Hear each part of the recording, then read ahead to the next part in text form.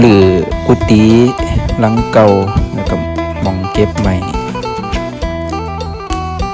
เพิ่นกล่าวไว้ว่าสุขาสังคัสสะสามัคคี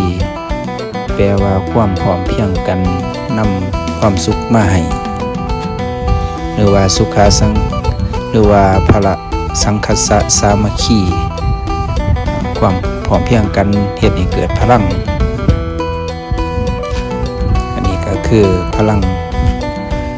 บุญพลังกุศลกำลังแรงกายแรงใจมา